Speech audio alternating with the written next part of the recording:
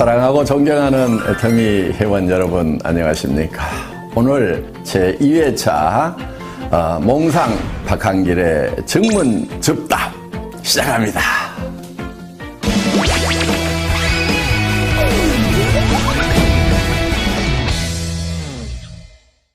10인 10세기라는 말씀을 하시면서 출근이나 판매 방법 등 사업을 전개하는 방법을 개인 사정에 맞추어 주라고 하셨는데, 그러다 보니 현장에서 팀워크를 형성하는 데 어려움이 있는 것 같습니다.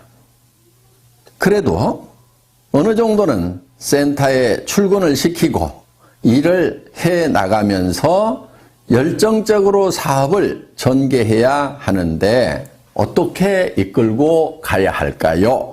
하는 질문입니다. 현장에서 이런 부분들 때문에 일을 하시는 것이 어려움이 많으시리라고 생각을 합니다. 그런데 가만히 생각을 해보면요, 우리가 하는 일 중에서 그렇게 단순한 일은 없어요. 항상 서로 상반되는 일을 잘 조합을 시키는 지혜를 발휘했을 때 거기에 부가가치가 창출된다 하는 겁니다. 무슨 얘기냐 하면은요, 이런 거예요. 우리 애터미 회사를 보면은 절대 품질, 절대 가격을 얘기합니다. 자, 대부분의 회사들은 좋은 제품은 비싸게 팔고 품질이 낮은 제품은 싸게 팔고 이렇게 하고 있어요. 그런데 그렇게 전략을 구사를 하는 사람들은 그렇게 가면은 사실은 일이 쉬운 것 같은데 굉장히 어려워요. 왜? 많은 사람들이 그 길을 가고 있기 때문에 그곳에는 경쟁이 치열하다 하는 겁니다. 우리는 굉장히 어려운 길, 남이 안 가는 길을 가고 있다 하는 거예요. 물론 그렇게 하는 것은 쉬운 게 아니에요. 굉장한 노력이 필요하죠. 그런데 그 길을 가기만 하면은 잘 되는 거예요. 조직을 이끌고 가는데요, 두 가지 방법이 있을 거예요. 일사불란하게 군대처럼 모든 행동을 통일시켜가지고 끌고 가는 거. 그리고 못 따라올 사람은 다 떨어져 나가. 이렇게 해서 끌고 가는 거, 그거 어렵지 않아요. 많은 사람들이 그렇게 하고 있어요. 또 한 가지 방법은 조직이고 뭐고 필요 없고 다 알아서 하세요 하는 방리명으로 하는 거. 그것도 많은 사람들이 그렇게 하고 있고 또 그렇게 하는 것은 어렵지 않아요. 그런데 그 두 가지 방법은 다 문제가 있는 방법이에요. 그러면 어떻게 해야 되느냐? 굉장히 다양한 사람들이 모였는데 그 다양성을 인정하면서도 통일될 부분들은 일사불란하게 끌고 가는 것, 두 가지의 모순된 것을 하나로 융복합시키는 것. 이게 여기에 지혜가 필요한 것이고, 그리고 거기에서 부가가치 창출이 되는 거다 하는 겁니다. 많은 사람들은 쉬운 길을 선택을 하려고 그래요. 복잡한 것을 잘 하지 않으려고 한다 하는 거예요. 쉬운 것은 뭐냐면은 규정 딱 정해놓고 이대로 지키는 사람은 내가 끌고 가고 그렇지 않은 사람은 끌고 가지 않겠다. 떨어져 나가도 상관없다. 이렇게 하는 것은 매우 단순한 일이에요. 또 각자가 알아서 하세요 하고 이렇게 방리명으로 하는 것도 매우 단순한 일이에요. 그런데 우리는 다양성도 인정해주면서 또 우리가 함께 힘을 합해 나아가야 될 부분을 융복합시키는 것. 지금 우리가 해야 될 방법은 이 방법이다 하는 거예요. 그런데 그것을 융복합을 시키려고 하면은 가장 좋은 그 시멘트 역할을 하는 것이 뭐냐면은 사랑이라는 겁니다. 박애정신이고 애정이라는 거예요. 그 사람의 사정을 충분히 고려를 해서 어쩔 수 없는 부분들은 그렇게 할 수 있도록 배려를 해주면서 또 그 사람이 성공을 하려고 하면은 반드시 지켜야 될 부분들을 그 사람이 지킬 수 있도록 우리가 권면하고 인도하고 안내하는 그런 역할, 이 역할을 잘하는 것이 리더다 하는 겁니다. 여러분, 리더는 이 복잡한 일을 즐겨하는 사람들, 이 사람이 진정한 리더라고 생각을 하셔야 됩니다. 저도 어떻게 보면은 우리 임직원들에게 어떤 회사의 규정을 잘 지키라고 얘기를 합니다. 한편은 또 이렇게 얘기를 합니다. 그 규정 다 무시하고 회원들이 원하는 거 다 해줘. 이렇게 또 얘기를 합니다. 정말 규정은 규정대로 지키면서 또 그 회원의 사정에 맞도록 우리가 어떤 정책을 펼치는 것은 이것은 쉬운 길은 아니에요.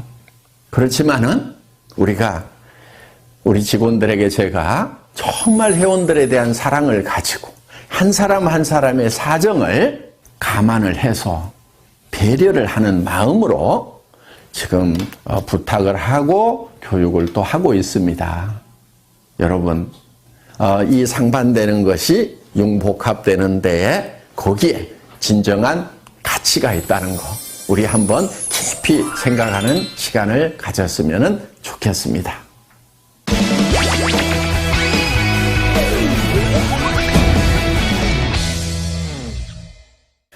두 번째 질문입니다. 소실적만 후원하는 사장님들을 어떻게 하면 재심 합력해서 함께 키워나갈 수 있을까요? 소실적, 대실적 따지고 계시는 분들이 많은데요. 제가 봤을 때는 대실적이라고 하는 곳에 여러분들 거기에 스타마스터도 있고 로얄마스터도 있습니까? 그렇다고 하면은 정말 대실적이라고 할 수가 있겠죠. 여러분들이 로얄 마스터가 되고 크라운 마스터가 되고 임페리얼 마스터가 된다고 하면은 여러분 양쪽에 다 로얄 마스터도 있어야 되고 여러 명의 스타 마스터도 있어야 됩니다. 그런데 아직 대실적이라고 하는 곳에 제대로 된 직급자도 없는데도 벌써 소실적, 대실적 나누고 있는 사람들은 어떻게 보면은 이 애터미 사업을 너무 적게 보는 경향이 있어서 그렇지 않은가 이렇게 생각을 합니다. 제가 봤을 때는요, 한 라인은 적은 라인이고 또 한 라인은 더 적은 라인이고 그래서 두 라인이 다 소실적이 아닌가 이렇게 생각을 합니다. 양쪽이 다 소실적이라고 생각하고 열심히 후원을 하시기 바랍니다. 그리고 여러분이 염두에 두셔야 될 것은 지금 조금 더 큰 소실적이라고 하더라도 언제든지 바뀔 수가 있다는 거예요. 이 사업을 하다 보면은 언제 누가 나와서 태박을 터뜨릴지 몰라요.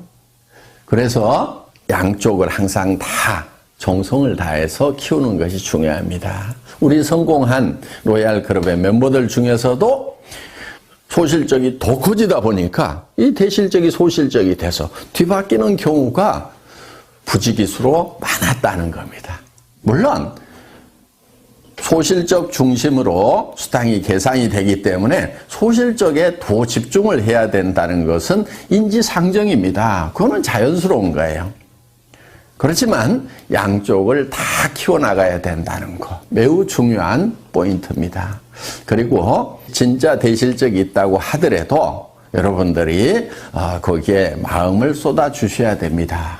나중에 여러분들이 양쪽이 다 대실적이 돼서 이제 수당이 빵빵하게 나오는 그런 성공한 리더가 됐을 때, 돈 충분히 벌 때, 그때 존경을 받지 못한다고 하면은 그 성공은 절반의 성공밖에 안 된다 하는 거예요.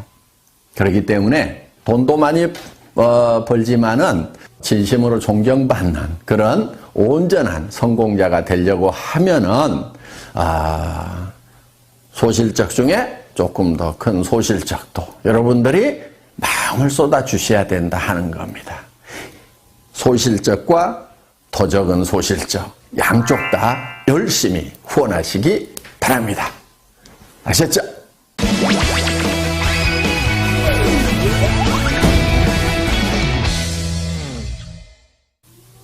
예, 다음 질문은요. 한 줄 해준다, 한 줄 책임져 주겠다 등 한 줄에 대한 말들이 많은데 바이너리 마케팅의 올바른 사업 전개 방법, 조직 관리 방법이 궁금합니다 하는 질문입니다. 네, 좋은 질문 주셨고요. 이거는 제가 칠판에 좀 그림을 그려가면서 설명을 드려야 될 것 같습니다. 예, 사업 전개 방법. 저는 특별한 묘수는 없다고 생각을 합니다. 대개 어떻게 얘기들을 하고 있냐면은 예를 들면 이런 거예요. 스폰서 라인이라는 것이 있다는 거예요.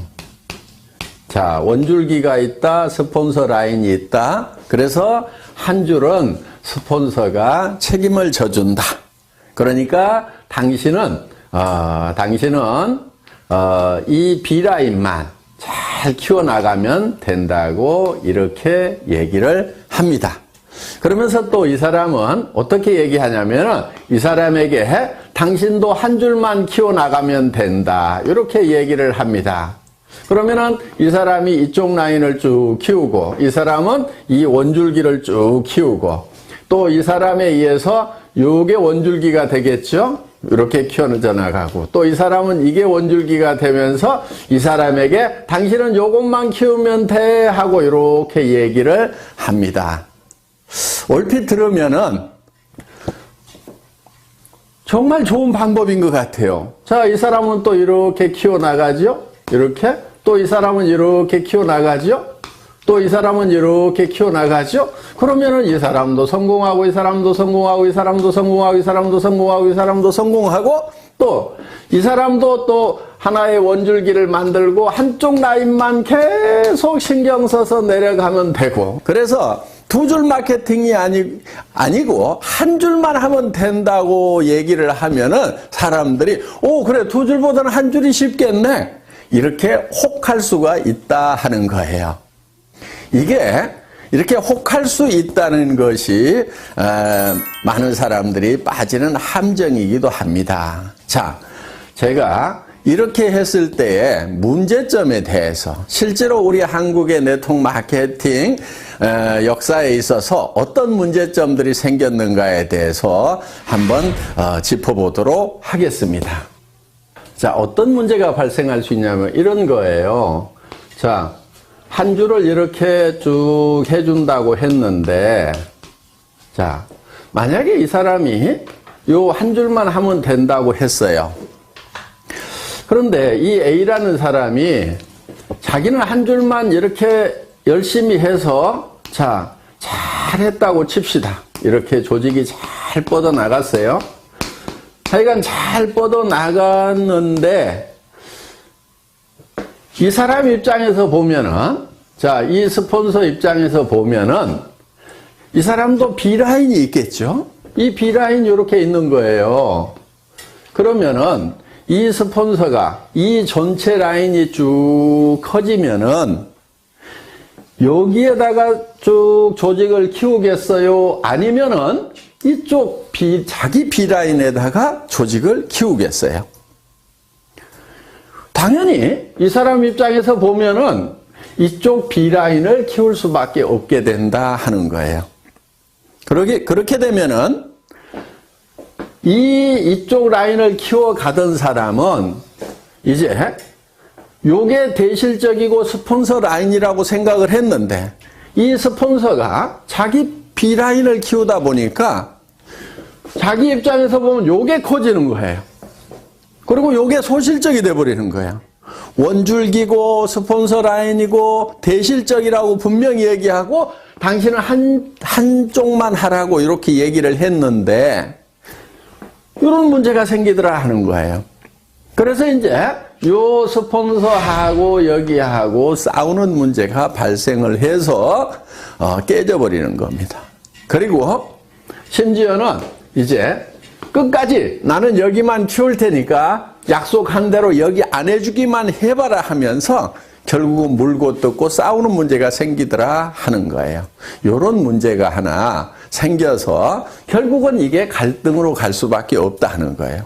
물론 자, 이거는 잘 됐을 경우에 생기는 문제예요. 잘 됐는데 원줄기 하나 키워준다고 그랬고 자기는 B라인을 열심히 키워서 잘 됐는데 이런 갈등의 문제가 생기는 거고, 또 한 가지는 자, 이쪽 라인은 커졌는데 내 라인은 안 커져.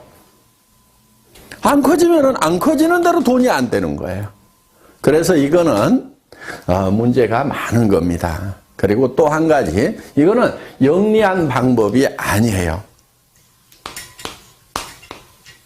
양쪽을 이렇게 균형을 잘 맞춰가지고 키운 조직하고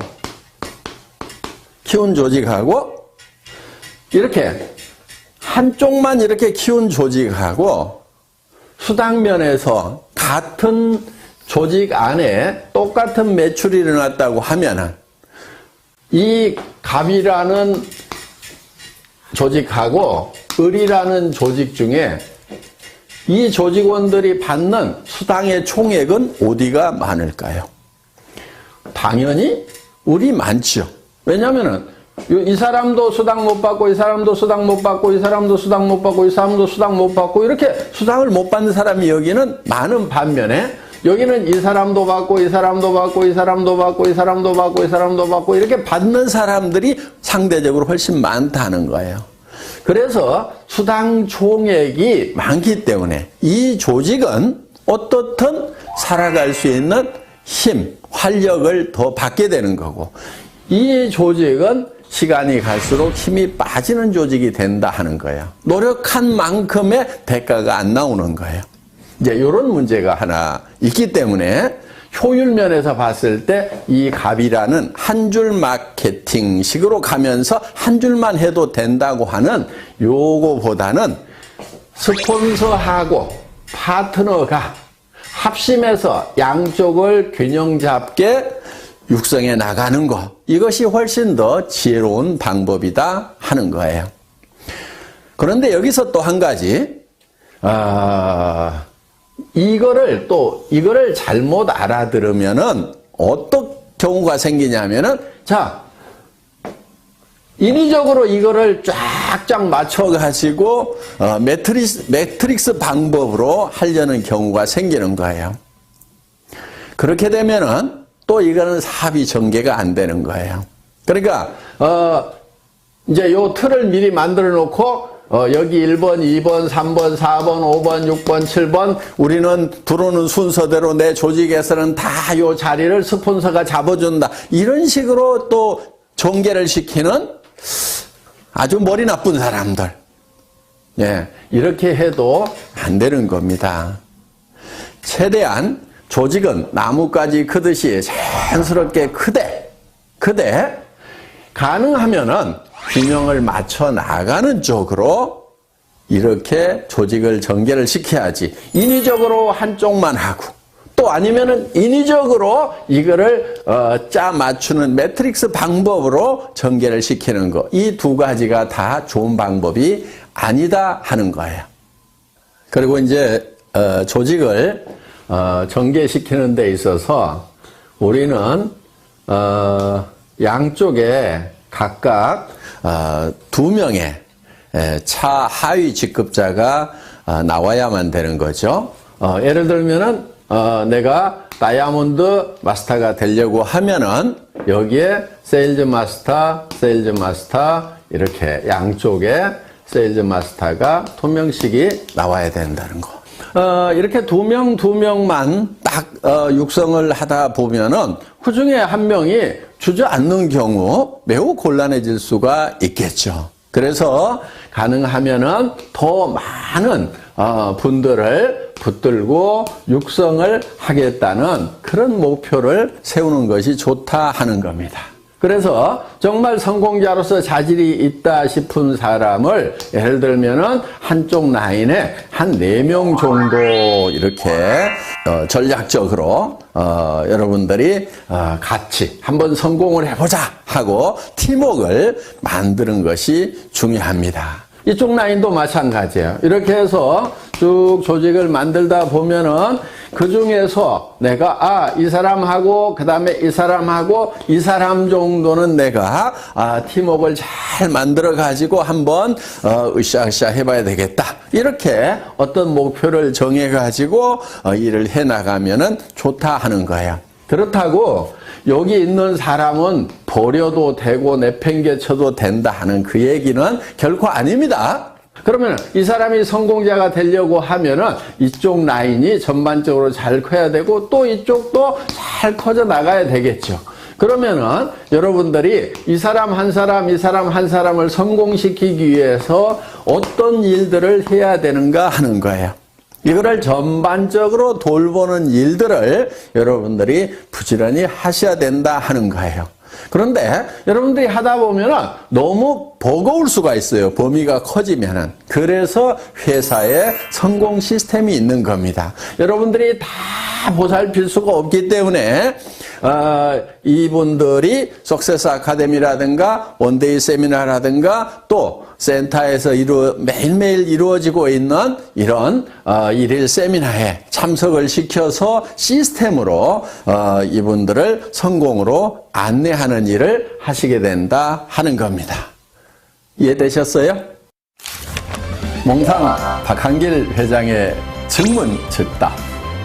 오늘도 많은 도움 되셨기를 바랍니다. 이제 12월 마지막 한 달 남았네요. 세월이 빨리 가죠?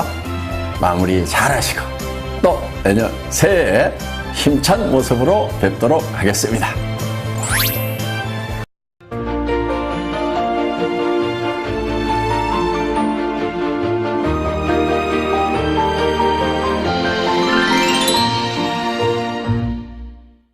오늘은 아주 평범한 사람 이야기를 해볼까 합니다.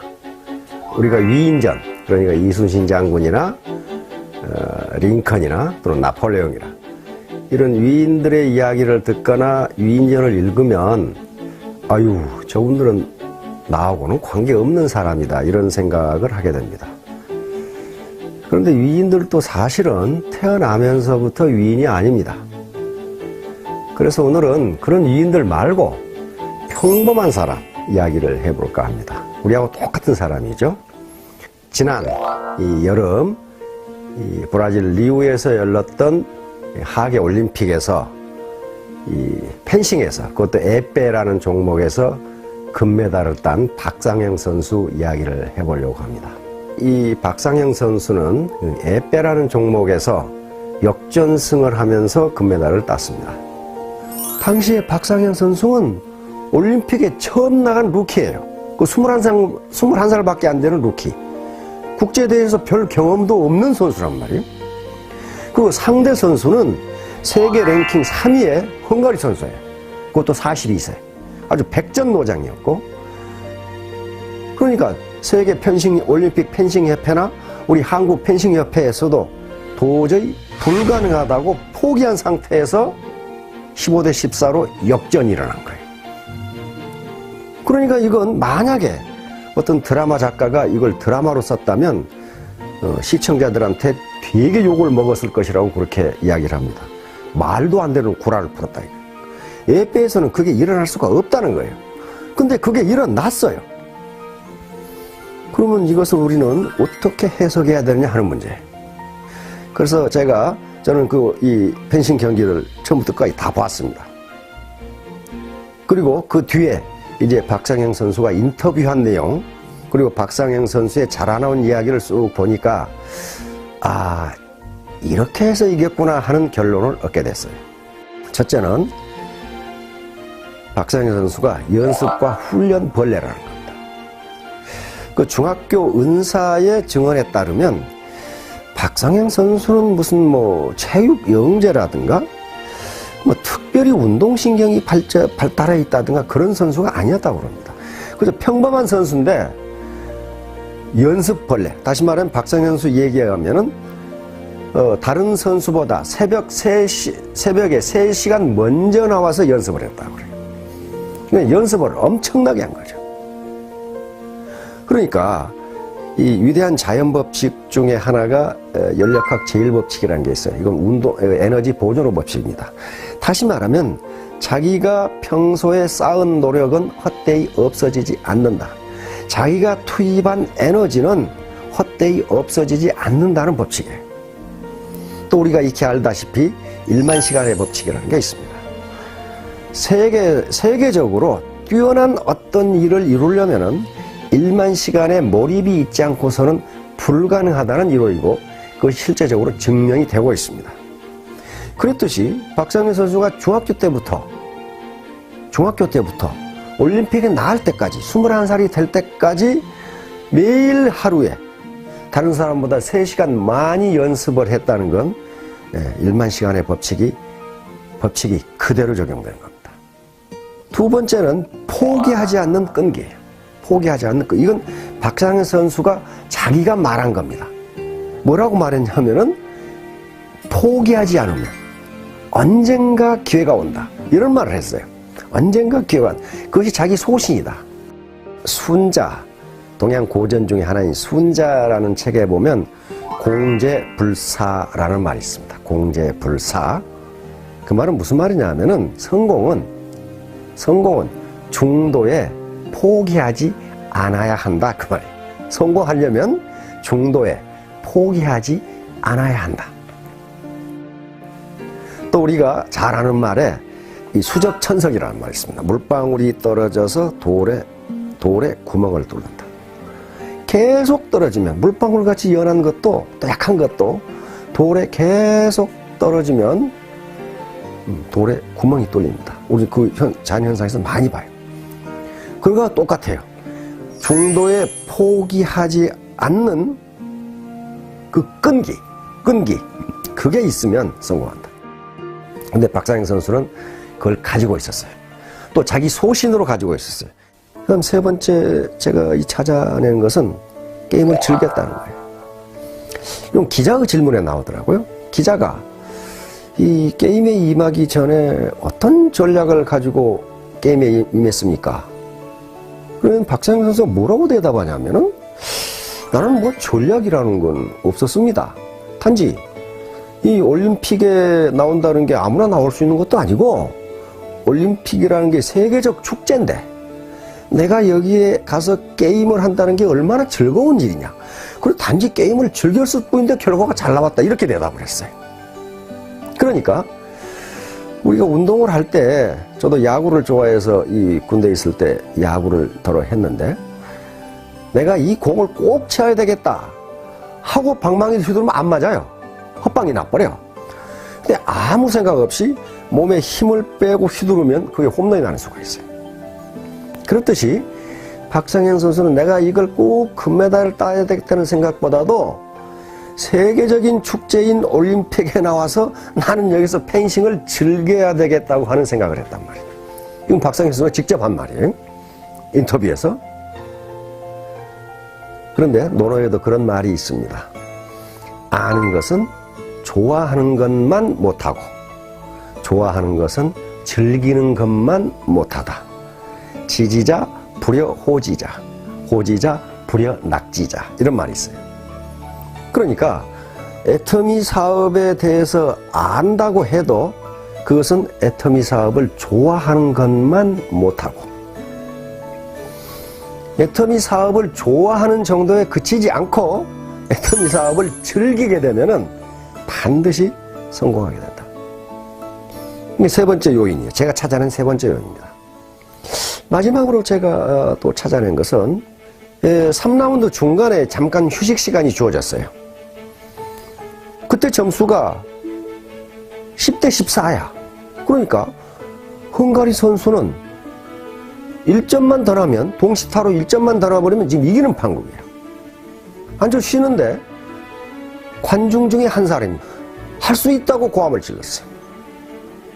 그러니까 박상현 선수가 그걸 잡아가지고 앉아가지고 할 수 있다, 할 수 있다 이렇게 마치 자기 최면 걸은 것처럼 그런 얘기를 하는 걸 봤단 말이에요. 박상영은 주문처럼 혼잣말을 되뇌었습니다. 그리고 번개 같은 찌르기로 대역전극을 이뤄냈습니다. 나중에 이게 이제 뉴스에 계속 나왔죠. 이게 바로 자기 암시라는 겁니다. 자기 암시. 할 수 있다는 긍정적 암시를 자기에게 집어넣는 거예요. 근데 정신분석학자들의 연구에 따르면 인간의 의식은 크게 두 가지로 나눈다고 합니다. 하나는 현재 의식. 현재 의식은 내가 지금 느끼고 알고 있는 의식이에요. 또 하나는 잠재 의식 또는 프로이트는 그것을 무의식이라고 했는데요. 이건 내가 지금 느끼지 못하고 있는데 내 의식 속에 잠재해 있는 거예요. 그런데 현재 의식은 우리 의식의 10%밖에 되지 않습니다. 마치 빙산하고 똑같아요. 바다에 떠 있는 빙산이 위에 보이는 것이 10%죠. 밑에 보이지 않는 것이 90%예요. 그와 똑같아서 현재 의식은 10%고 잠재 의식이 90%인데 현재 의식에 관계없이 인간의 행동과 의식은 잠재 의식의 명령에 따라서 움직인다고 합니다. 예를 들면 내가 애터미 원데이 세미나에 가야지. 현재 의식이 그렇게 생각해도 잠재 의식이 네가 거길 왜 가? 거기 다단계꾼들이 모이는 데야. 이런 식으로 잠재 의식이 자리를 잡으면 그 사람은 안 온다는 거예요. 그러니까 모든 인간의 행동은 잠재 의식의 이 명령에 따라서 움직인다는 거예요. 그러면 그 휴식 시간에 잠깐 했는데 잠재 의식이 발동됐느냐? 그렇지는 않아요. 내가 추측컨대 아마도 박상영 선수는 평소에 마인드 컨트롤 훈련을 했을 겁니다. 마인드 컨트롤 훈련을 했을 거예요. 나는 할 수 있다. 왜냐면 앞에 박상영 선수의 이 인터뷰를 보면은 굉장히 얘가 명랑하고 긍정적이에요. 그렇게 가난하고 이거 이 펜싱 도구도 제대로 주로 중고만 샀었지 신제품을 살 수 없을 정도로 집이 가난한데 굉장히 인터뷰 내용을 보면 긍정적이에요. 그렇다면 평소에 아마 마인드 컨트롤 한 것 같다. 그런데 바로 14대 10이라는 절체절명의 상태에서 그 마인드 컨트롤을 다시 나는 할 수 있다. 나는 할 수 있다. 라고 하는 그 긍정적 메시지를 바로 잠재의식에 집어넣은 것 같아요. 근데 학자들이 연구 결과에 따르면 잠재의식이 긍정적으로 바뀌면 자기도 모르게 성공 메커니즘이 작동한다고 돼 있어요. 성공 메커니즘이 작동한다. 나중에 게임이 끝나고 나서 박상현 선수도 내가 어떻게 해서 이겼는지 모르겠다. 그렇게 얘기했고 하다 져버린 헝가리의 그 세계 랭킹 3인 선수도 내가 왜 졌는지를 모르겠다. 그렇게 얘기했어요. 그리고 이 올림픽 펜싱 협회나 우리 한국 펜싱 협회에서도 도대체 이런 일이 어떻게 일어날 수 있는지 모르겠다. 그런 얘기를 했단 말이에요.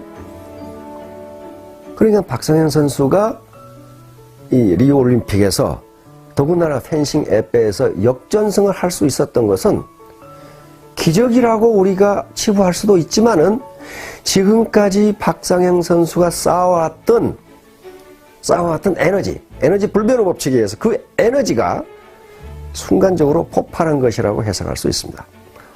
무슨 나면서부터 로얄 마스터가 자질을 타고난 사람은 없다.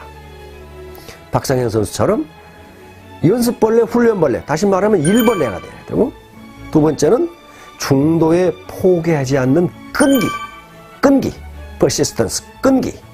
이게 있고, 이게 있어야 되고, 세 번째는 애터미 사업을 아는 것으로 끝나서는 안 되고, 이걸 좋아하는 단계, 그리고 마지막으로 즐기는 단계까지 가면은 결코 이 사업이 지루하지 않게 될 것이다. 나는 언제까지 스타마스터가 되겠다. 이런 긍정적인 메시지를 잠재의식 속에 각인시키면 우리 잠재의식은 자동적으로 자동적으로 성공 메커니즘을 작동시켜 준다고 합니다. 그러면 자기도 모르게 성공으로 다가가는 거예요. 이렇게 되면 모든 분들이 성공하실 수 있으리라고 믿습니다. 잘 들어주셔서 감사합니다.